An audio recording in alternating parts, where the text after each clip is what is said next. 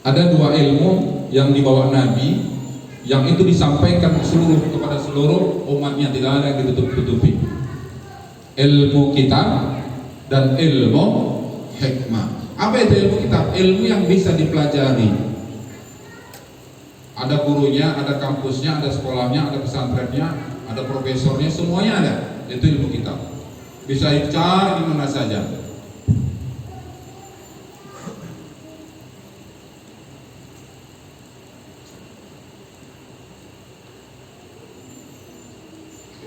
Yang masuk dalam ilmu kitab itu Pak nih, fikih, usul, tasawuf. Ini ilmu kitab. Artinya apa? Ilmu yang bisa dipelajari. Tapi dalam tadi kita sebutkan pembagian ilmu itu termasuk ilmu fil lisan. Untuk hujjatullah ala ibni Adam. Ini ilmu fil lisan, bisa dipelajari. Di Palembang ini banyak orang yang ahli fikih, banyak yang ahli usul, tasawuf, banyak sekali. Kampusnya ada, pesantrennya mungkin ada, kitabnya banyak dijual di toko-toko. Google berserakan, tinggal dibuka.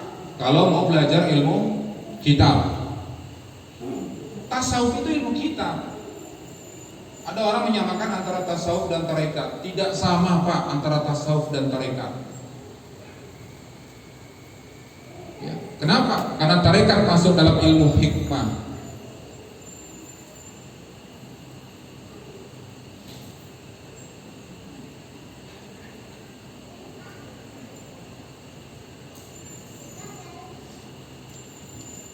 Ilmu yang tak bisa dipelajari ini.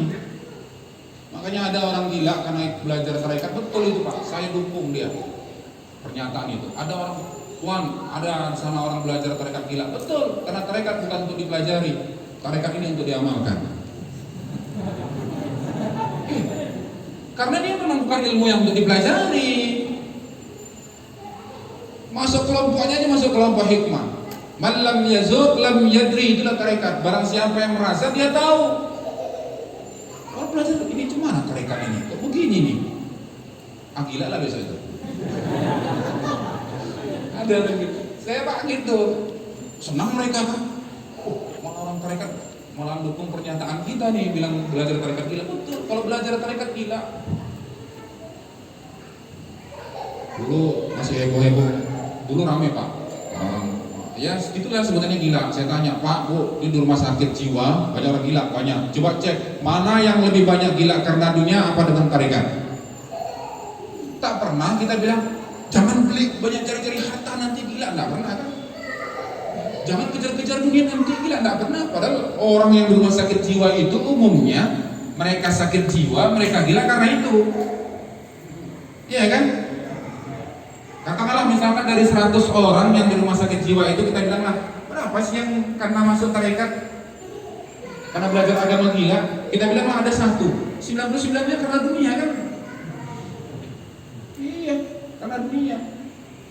Makanya Imam Al-Ghazali, Bapak Ibu, ketika dia mengartikan ini,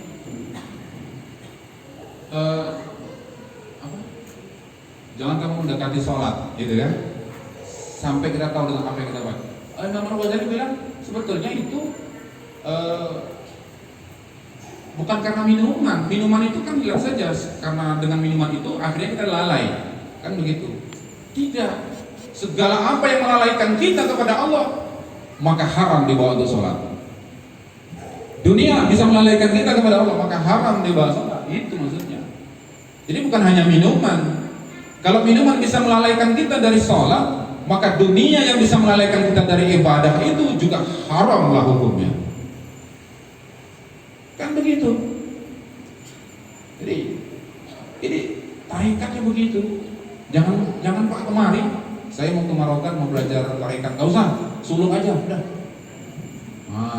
Kasih kafirnya 10, ada suruh zikir aja. Pilih gila atau enggak?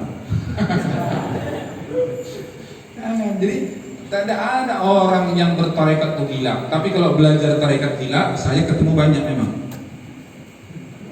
Iya, banyak. orang belajar tarekat. Inilah yang disebut dengan ilmu yang nafi tadi, qalbi. Ilmu yang bermanfaat. Tarekat, hakikat, ma'rifat. Dan Bapak Ibu, tadi saya sebut orang di luaran itu umumnya menyamakan antara tasawuf ya, antara tasawuf ini antara tasawuf dan tarekat ya. Tasawuf versus tarekat. Ini sama. Kalau di tarekat itu tasawuf yang lembaga, terserahlah, gitu ya. Tasawuf yang lembaga, ada mursyidnya, ada, kalau di tasawuf itu ada mursyid kan, gitu ya, karena dia kuncinya membersihkan hati saja. Gitu. Tasawuf tersebut beda sekali, jauh bedanya. Ya, beda.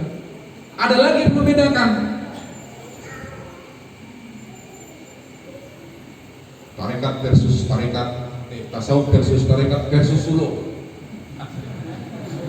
Ada Pak. Tasawuf versus tarekat versus suluk. Beda-beda. Tarekat dan suluk itu beda. Banyak tarekat. Ada berapa? 42 atau 43 yang muktawarah di Indonesia ini. Enggak semua punya suluk. Yang ada suluk itu cuma Naqsabandi. Makanya ada tarekat Qadiriyah wa Naqsabandiyah, ada Samaniyah wa Naqsabandiyah. Itu dulu ceritanya orang Qadiriyah lalu dia pengen suluk masuk Naqsabandi, makanya bisa suluk. Ada orang Samaniyah, dia belajar Samaniyah terus pengen suluk, maka dia belajar Naqsabandi, lalu muncullah di kemudian hari Samaniyah wa Naqsabandiyah.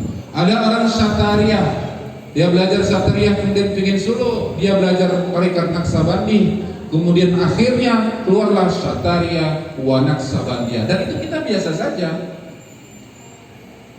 Iya kan? Yang aneh itu kan kalau orang Naqsabandi nggak mau suluk. Kalau Qadiriyah, Samaniyah, Syatariyah, Ahmadiyah atau Ghazaliyah dan segala macam yang mereka belajar Naqsabandi untuk suluk, kita aneh. Orang Naqsabandi nggak suluk-suluk. Padahal itulah yang membedakan kita dari yang lainnya. Kenapa Pak?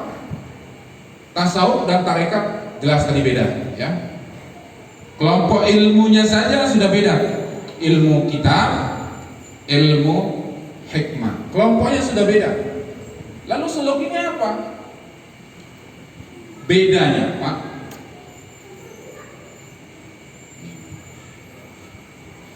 kita belajar syariat, belajar tarekat ataupun belajar hakikat, ujungnya tetap ma'rifatullah. Mau belajar apapun kita, bahkan Bapak Ibu belajar matematika, ujungnya pun tetap ma'rifatullah untuk kita sampai kenal kepada Allah. Mau belajar apa saja, ujungnya ma'rifatullah. Tapi ketika kita suluk, justru ma'rifatullah ini awalnya, bukan akhirnya. Suluk itu, ma'rifatullah itu awalnya. Kita belajar apa? Kita baca buku tasawuf sebanyak-banyaknya, ujungnya tetap nanti ma'rifatullah, ujungnya. Tapi ketika kita bersuluk, ma'rifatullah itu baru awal. Lah, lalu ujungnya apa? Maka ada dalam istilah kita Pak, ada syariatnya orang syariat, ada tarikatnya orang syariat, ada hakikatnya orang syariat, dan ada ma'rifatnya orang syariat. Terus begitu, ada syariatnya orang tarekat, ada tarikatnya orang tarekat pun ada, hakikatnya orang tarekat, ma'rifatnya orang tarekat pun ada. Nah, kita sampai pada ma'rifat, syariatnya orang yang ma'rifat, tarikatnya orang yang ma'rifat, hakikatnya orang yang ma'rifat. Orang suluk itu Pak sampai nanti dia kepada ma'rifatnya orang yang ma'rifat kepada Allah. Wah, itu udah lama, tak cukup 5 hari suluk. Jangan pula bukalah semua Tuhan, 5 hari kok udah buka. Ini salah. Paling enggak ya berkali-kali lah.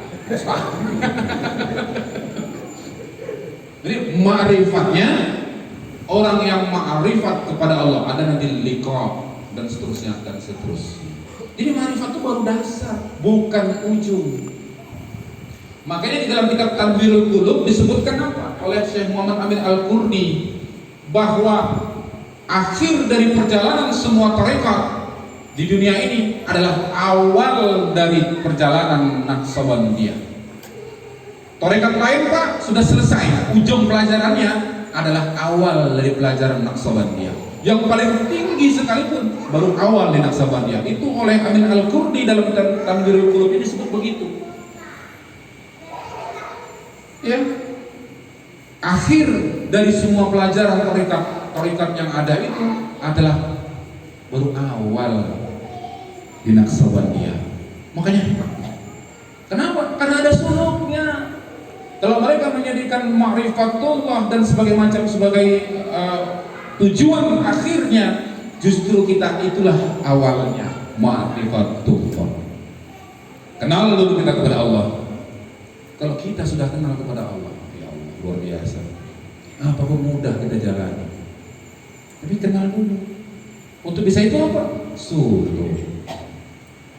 Jadi suluk ini balik-balik lagi kita ke suluk, tidak ada lain suluk. Tapi ini kita belajar. Itu kan ada adab 10 itu kan. Mengamalkan zikir, mendatangi majelis zikir, mempelajari ilmu fikih, ilmu tauhid, tasawuf, qiraat. Ayo tetap belajar. Meskipun itu lisan, tetap belajar. Ilmu fil lisan. Nah, Enggak semua orang Pak bisa mengajarkan ini masalah. Enggak semua ada. Enggak semua pesantren juga ada. Ada pesantren yang cuma tarikatnya saja banyak. Di Jawa, di Medan juga ada pesantren yang punya tarekat. Tapi suluk enggak semua ada. Ya, suluk enggak semua ada punya. Hanya paling banter yang di tarekat. Akwali saja lah. Akwali baru afali ya, afali saja baru sekitar sampai pada tahap perbuatan. Kalau Bapak Ibu yang dirahmati Allah, maka kita bersyukur jika hari ini Allah membukakan hati kita untuk bertarekat. Allah ingin kita mengingat kembali satu peristiwa yang dulu pernah terjadi ketika di alam arwah itu. Allah kasih ujian, Allah kasih testing, Allah kasih pengetahuan tentang siapa dirinya, tentang kemana ibadah kita arahkan, serta tujuan dari seluruh ibadah-ibadah itu semata-mata aqimis sholata lidzikri. Makanya kita ini suluk ini jangan berhenti. Ya, Bapak Ibu, suluk ini kunci suluk ini. Ya. Hebat dakwah kita segala macam, kalau tidak suluk tidak jadi. Makanya segala hal yang terkait dengan suluk itu harus paham, jangan sampai tidak ngerti. Dari mulai zikirnya, kafiatnya dan segala macam. 5 hari itu kan kesempatan yang luar biasa untuk kita bisa memahami dengan benar ibadah-ibadah yang kita laksanakan ini. Ditanya betul-betul, jangan sampai salah kafiatnya. Kalau salah kafiat kan kayak dokter salah minum obat, kita kan bahaya. Minum 3 kali sehari, kita minum 5 kali sehari, kan bahaya itu. Sebelum ini kesempatan kita, ya, jangan sampai melebihi atau keluar dari aturan dokter. Ikuti aturannya, tidak boleh begini, ya ikuti. Tapi yang penting juga kita harus paham, harus ngerti dengan apa yang kita amalkan. Jangan sampai tidak paham, jangan sampai nggak ngerti. Makanya